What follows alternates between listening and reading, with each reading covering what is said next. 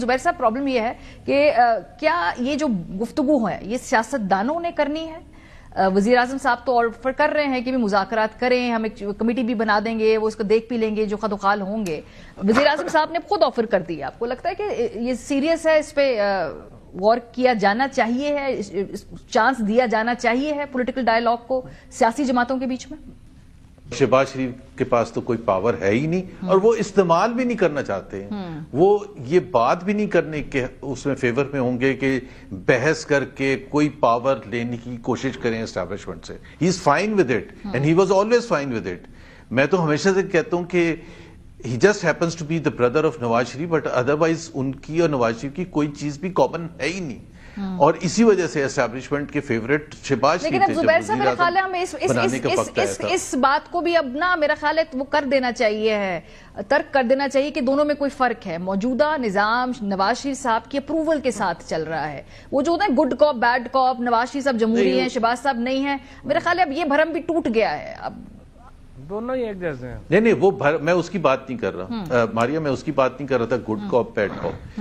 Genuinely جو میری understanding ہے، جو انسائٹ ہے، جو میری ان کے ساتھ ملاقاتیں ہیں، شہباز شریف ہمیشہ یہ کہتے رہے ہیں پبلکلی، مطلب ان دا میٹنگز جہاں 40 لوگ بیٹھے ہوتے تھے، اور ایک دفعہ نہیں 10 دفعہ ریپیٹ کر کے کہ اگر نواز شریف ان کی بات مان لیتے وہ کنفرنٹیشن کے حق میں ہے ہی نہیں. وہ مزاحمتی بیانیے کے اگینسٹ تھے. ہی فاٹ ٹوتھ اینڈ نیل کہ جی مریم نواز پیچھے ہٹ جائیں اور مزاحمتی بیانیہ نہ ہو. تو وہ ڈفرنٹ تھنکنگ ہے.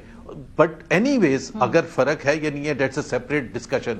وہ اسٹیبلشمنٹ کی مرضی کے بغیر کوئی قدم نہیں اٹھائیں گے. اگر انہوں نے یہ آفر دیا جو انہوں نے دیا پارلیمنٹری کمیٹی کی، یہ بھی اسٹیبلشمنٹ کی مرضی سے دی ہوئی کہ بغیر اسٹیبلشمنٹ کی مرضی. اس میں ایک اور جو مشکل ہے، 26 نومبر اور 9 مئی دونوں جو ہیں اس میں اسٹیبلشمنٹ کا کسی نہ کسی طرح سے ایک رول ہے. 9 مئی میں تو ظاہر سی بات ہے اسٹیبلشمنٹ کے اداروں پر حملہ ہوا، آگ لگی، سب کچھ ہوا، توڑ پھوڑ ہوئی. تو ظاہر سی بات ہے اسٹیبلشمنٹ کا آشیرواد تو وہاں ضروری ہے کہ جی ہم بنا لیں جوڈیشل کمیشن. اور 26 نومبر میں بھی ظاہر سی بات ہے لا انفورسمنٹ ایجنسیز تھی. صحیح. جو پارلیمانی کمیٹی ہے جو وزیر اعظم صاحب نے اناؤنس کی ہے، فواد صاحب، یہ آپ کو سیریس کوشش لگتی ہے یا یہ کوئی پاسبلٹی ہے اس میں کہ بھئی بات آگے بڑھ سکے، یا یہ بس ٹھیک ہے جاتے جاتے انہوں نے بھی ایک تردد ہی کیا ہے، ایک طریقے سے ایک فارمیلٹی پوری کی ہے کہ بھئی ہم نے کوشش کی؟ دیکھیں ہماری یہاں بات چیت تو ہونی چاہیے، اس میں تو کوئی دو رائے نہیں ہے. ہم دیکھیں پولیٹیشین ہیں، ہم کو بندوقیں اٹھا کے ہم نے پہاڑوں پہ تو نہیں چڑھ جانا نا. بات چیت ہی ہونی ہے. پرابلم صرف یہ آ رہی ہے کہ جو سپیس ہے بات چیت کی وہ نہیں ہے شہباز شریف صاحب کے پاس بھی. رانا ثناء اللہ صاحب بڑے سنجیدہ آدمی ہیں اور میں ہمیشہ میرا ان کا تعلق بھی ہے، بڑا میرا احترام ہے ان کے لیے. لیکن وہ جب بات کرتے ہیں بار بار کہ بات چیت کریں، تو میں ان سے یہی بات کر رہا تھا کہ آپ پہلے اسٹیبلشمنٹ سے تو بات کریں.